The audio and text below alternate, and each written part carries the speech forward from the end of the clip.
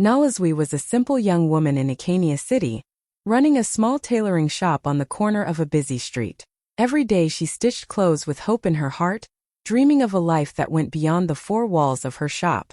Her hands worked with fabric, but her mind was full of bigger dreams. Dreams of love, respect, and a place where she truly belonged. Then came Damelair, the man who changed everything. He was charming, well-dressed, and came from one of the wealthiest families in the city. Many girls whispered about him, but it was Nalazwi who caught his eye. He loved the way her laughter lit up a room and how her humility made her stand out from everyone else. She loved him back with the kind of love that ignored the gap between their worlds, her tiny shop and his family's mansion. Whenever they were together, the noise of the city disappeared, and it felt like they were the only two people alive. Nalazwi believed love could conquer everything, and for the first time in her life, she felt like her dreams were no longer just dreams. They were slowly becoming reality. Do you want me to continue writing each part 200 to 300 words? One by one in the same style until we reach the full script? The day Nalazwi was taken to meet Damelair's mother, her heart beat so fast she could almost hear it in her ears. She had spent hours choosing her outfit, finally deciding on a simple but elegant dress she had stitched herself. She wanted to make a good impression, not just for Damelair, but for the future she secretly hoped they would build together. When they arrived at the grand mansion, Nalazwi felt her breath catch. The marble floors, the tall golden doors, and the sparkling chandeliers were nothing like her small tailoring shop. She clutched Damelair's hand tightly, whispering to herself that love was all that mattered. Madame Fadik entered the room with the kind of presence that could silence a crowd. Her eyes were sharp, her posture commanding. She looked at Nalazwi from head to toe, her gaze cold and heavy. She didn't smile, she didn't welcome her. She only studied her as though she was something to be measured and found lacking. Nalazwi managed a polite greeting, her voice soft, but Fadik's response cut through the air like a blade. "You are not good enough for my son." The words were cruel, spoken with certainty, and they echoed in Nalazwi's mind long after they were said. She felt the heat rise in her cheeks, her heart sinking to her stomach. She wanted to disappear, but she forced herself to sit still, fighting back the tears burning her eyes. Damelair shifted uncomfortably beside her, but he didn't say a word to defend her. In that moment, Nalazwi realized she wasn't just being judged for who she was, but for everything she wasn't. It was the first time she understood how cruel the world of wealth and power could be. She had walked into that house with hope, but she walked out with a wound that would take a long time to heal. Do you want me to continue with 3? The sting of rejection, 350 words. In the same deep emotional style? That night, Nalazwi lay awake staring at the ceiling of her small room. Madame Fadik's words repeated in her head like a cruel song she couldn't turn off. "You are not good enough for my son." They stung deeper than any wound she had ever known. It wasn't just rejection, it was humiliation. She pressed her pillow to her face to muffle the sobs that refused to stop. How could love, something so pure, suddenly feel so heavy? Why did it have to be measured in gold, status, and family names instead of kindness and sincerity? Her chest ached as if her heart had been torn open. She thought of the way Damelair sat silently beside her, not daring to speak against his mother. That silence hurt even more than the words. Nalazwi had always believed love was strong enough to fight the world, but now she wasn't so sure. Was her love not enough? Was she, as Madame Fadik said, too small, too simple, too ordinary to deserve a man like him? She turned to the mirror by her bedside. Her eyes were swollen, her cheeks streaked with tears. But somewhere behind that broken reflection, she saw a spark. She remembered the long hours she spent in her shop, turning plain fabric into dresses fit for queens. She remembered the joy on her clients' faces when they wore her creations. She remembered the girl who had survived hardship, who built her life stitch by stitch, never asking anyone for pity. With trembling lips, she whispered to herself, "One day they will see. One day they will know my worth." It wasn't a loud promise, but it was enough to steady her heart. She folded her hands against her chest, wiping her tears. She knew the road ahead would be lonely, maybe even painful, but in that moment Nalazwi made a silent vow. She would not let Madame Fadik's words define her. If the world thought she was not good enough, she would rise so high that no one would ever dare to say it again. Do you want me to carry on with 4? Pressure to break up, 350 words. In the same emotional way? Days turned into weeks, but Madame Fadique's disapproval did not fade. If anything, it grew harsher. She cornered Damelaire one evening in their mansion, her voice cold but firm. She told him he had to choose, either walk away from Nolazwi or lose his place in the family's wealth, business, and inheritance. It was not just a suggestion. It was an ultimatum sharp as a knife. Damelaire sat frozen, torn between two worlds. He loved Nolazwi, but the thought of losing everything he had ever known, his family's comfort, their fortune, the respect tied to their name, terrified him. His mother's words echoed in his mind, laced with fear. "If you marry her, you are no longer my son." When he finally met Nolazwi to talk, his eyes could not meet hers. They sat in her tiny shop, the hum of the sewing machine in the background, the air thick with unspoken dread. Nolazwi's heart already sensed what was coming. She searched his face, desperate for reassurance, but all she saw was hesitation. With a heavy sigh, Damelaire whispered the words that shattered her world. "I can't fight my mother. I can't lose everything for us." Her body stiffened, her hands trembling on the fabric she had been working on. The pain felt unbearable, like the floor had given way beneath her. She wanted to scream, to beg him to stay, but her pride held her tongue. She realized in that moment that the love she had believed was unshakable had crumbled under the weight of wealth and status. As he walked out of her shop, leaving her behind, Nolazwi felt abandoned for the very thing she was accused of lacking: riches. Tears spilled freely down her face, but beneath the heartbreak, a fire began to burn. His choice left her broken, yes, but it also gave her a reason to rise. If love could not defend her, then success would. "Do you want me to move forward with 5? The Lonely Days, 350 words. In the same detailed, emotional way? The days after Damelaire left felt like a blur for Nolazwi. She would wake up in the morning and sit quietly on the edge of her bed, staring at the walls of her small room, her heart still heavy from the heartbreak. There were moments when she wanted to close her shop forever, to give up on everything, but something inside her refused to let her sink. If she had nothing else left, she still had her craft. And so she turned to the only companion that never left her side, her tailoring shop. From sunrise to sunset, Nolazwi worked tirelessly. The sound of her sewing machine filled the silence that once echoed with Damelaire's laughter. Each cut of the scissors, each pull of the thread carried her pain and her determination. She stitched dresses with more than just fabric. She stitched her tears, her anger, and her promise to herself that she would not be forgotten. Clients began to notice something different in her work. Her designs seemed to speak louder than before. They were bold yet graceful, carrying a story that no words could fully capture. Women who wore her dresses said they felt powerful, seen, and beautiful. Without realizing it, Nolazwi was pouring her broken heart into art that touched others deeply. At night, when the city outside was quiet, she would sit by the window with tired hands and whisper, "One day I'll rise above this. One day they'll know my name." Her loneliness was real, her heartache heavy, but instead of drowning in sorrow, she used it as fuel. The little shop that once barely survived became her sanctuary, a place where she was slowly stitching together not just clothes, but her own strength and destiny. Would you like me to continue with 6? An Unexpected Encounter, 350 words. In the same heartfelt and viral style? One evening, Nolazwi received an invitation she almost thought was a mistake. A corporate event in the heart of Acania City wanted her to showcase a few of her designs. She had never been in such circles before. Big business leaders, government officials, and wealthy families. Nervous but determined, she packed her best pieces, each one carefully stitched with the love and pain of her journey. As she entered the glittering hall, her heart raced. The chandeliers sparkled above, the sound of violins filled the air, and everywhere she turned, people wore outfits that screamed of luxury. Yet, in the middle of all that, her work stood out like something different, real, fresh, and full of soul. As guests admired her collection, a tall, confident man in an expensive agbada stepped forward.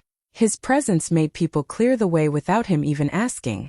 It was Chief Obiora, one of the most respected business magnates in the country, and the very man who happened to be Damelaire's boss.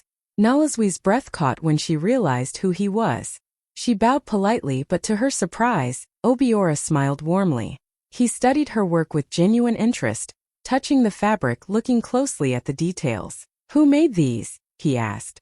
Nolazwi swallowed, her voice soft but steady. I did, sir.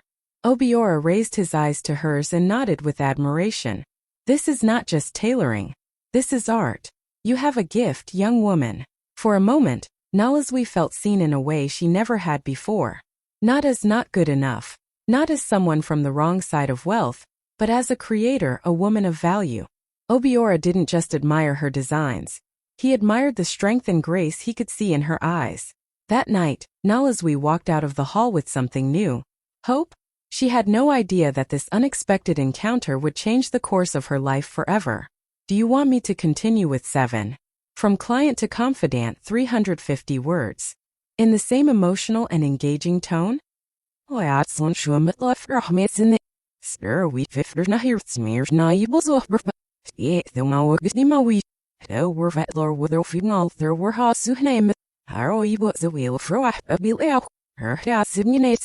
So we should heal Casger free of the wish no. Faller for patch doing the wish. How mean as well finish the decision as a wish seller wish. And I will love you the one. Care for a horseness master for the hater is in the snit and a share on back. Caps are not a sister, birth low not on look. Healer Steiner knob breath. Her sharp revenge. Her sharp revenge. Thing is so flat the Williams. And I gang foul flusser my fish. Hilly hinny, bibas mears biba. Fial wabas na chaser mach and ilder shit. Ik came and then you got oshnet the passer oibo. Fan it on nosser that o. Her net will be lowinish die here with the snow will from it is up so merch shut a woods. Calf built pressure and rock worst a word oshnet. Snail go out for behader sudersnit. Snail as it her throw in the body. Her nemmer make you be. Her own minute nail got such as a wee. See, perfect mit my rungy that's it on New Zealand. Measne. Sure for the numbery sluffish no. Figure for the numbery flasser the right no. I heard that slino one zeal when it's over the capsule. Slogar sure hurt the sil. Ainers der fabits I eat that snip. Her non I pillar vanity. He flow nil for a so where we book. Silent murfner fits only the mirror. Her beating it must have nurse the little since it's it art still. Scratch dark room when I had a swing excited no after her for hanging it. He'll carry her locky. Na she van de omzongen schijf zo ibo. Zoals de village sneeuw. Sent yellow such zo it off the zealand surf. Her heb beam stiff flat met zegt is nou waar ibo. Sauker with the basham surfed as if it's a cylinder surfs. He wanted to. Her were her Zealand edger from the dero ibo fish. And other fat. One evening, Obiora invited Nalazwi to a dinner at the top of Cambia Towers, the tallest building in Ikania City. The view was breathtaking. The whole city sparkled below like a sea of diamonds. The air was cool, the lights from the towers reflected in the glass walls, and soft music played in the background. Nalazwi thought it was just another of his thoughtful gestures, a way to celebrate the success of her growing fashion brand. She never imagined what was truly waiting for her that night. They sat across from each other, sharing laughter and stories. Obiora's eyes, however, seemed to hold something deeper, something he had been carrying for a while. As the night went on, he stood up, walked over to her side, and gently took her hands in his. Nalazwi looked at him, confused, her heart beating fast. Then, under the glowing lights of the city, Obiora went down on one knee. Her breath caught. The entire room seemed to go silent. He held out a small velvet box, his voice steady and full of emotion. Nalazwi, he said softly, you are more than enough. You are strength, you are beauty, you are grace. Will you be my wife? Tears filled her eyes instantly, falling faster than she could wipe them. For a moment she couldn't even speak, her body trembling with shock. She remembered the night she cried alone, the cruel words that once broke her spirit, the man who left her because of fear. And now here she was being asked to be a wife, not by just any man, but by one of the most powerful and respected men in the city.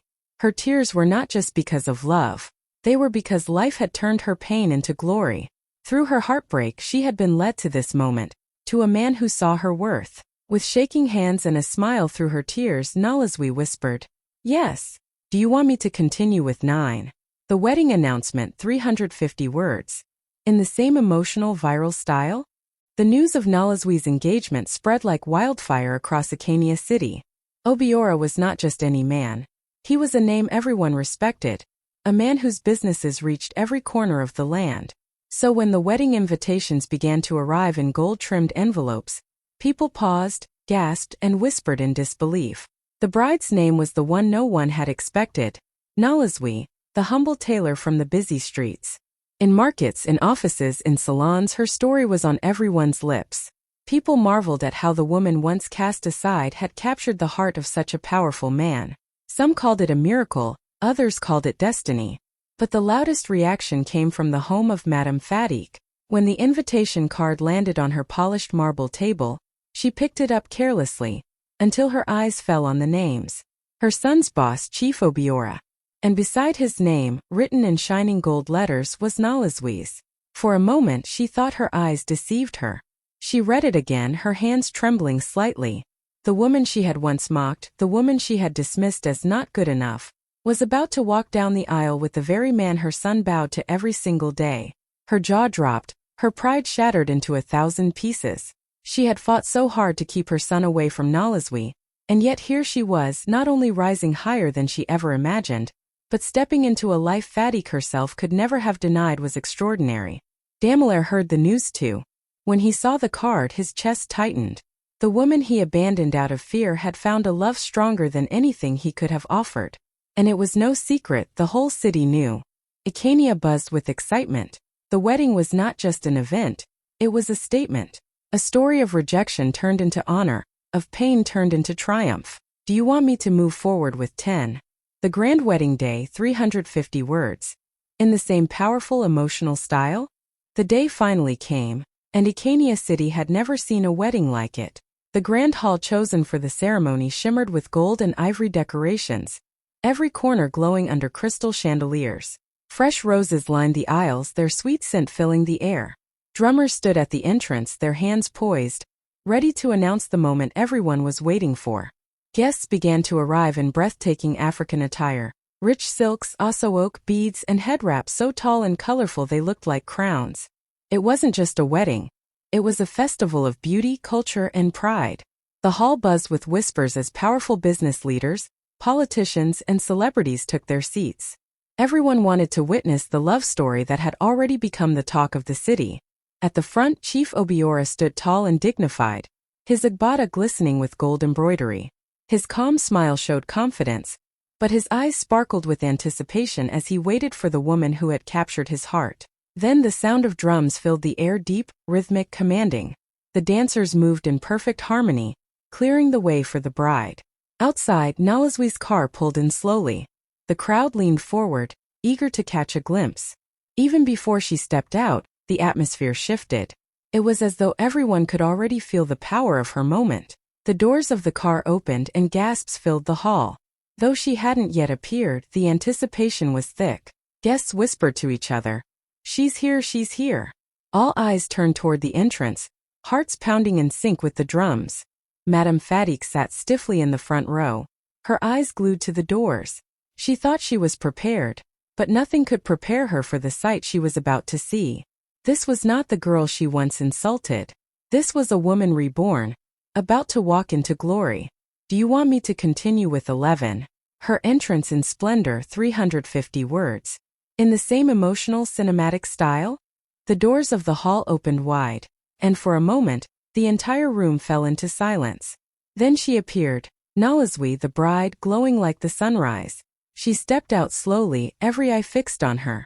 She wore a flowing oak gown, hand-stitched with her own designs. Each thread told her story, every detail whispering of her pain, her struggle, and her victory. The gown shimmered with ivory and gold, its long train sweeping behind her like a river of light. Her geli sat high and proud, wrapped in perfection, adorned with jewels that sparkled under the chandeliers. Gasps rose from the crowd. People who once doubted her now leaned forward in awe, their eyes wide. This was not the girl from the small tailoring shop anymore. This was a queen walking into her destiny. Nalazwi walked with grace, her head held high, her smile radiant, her every step steady and full of confidence.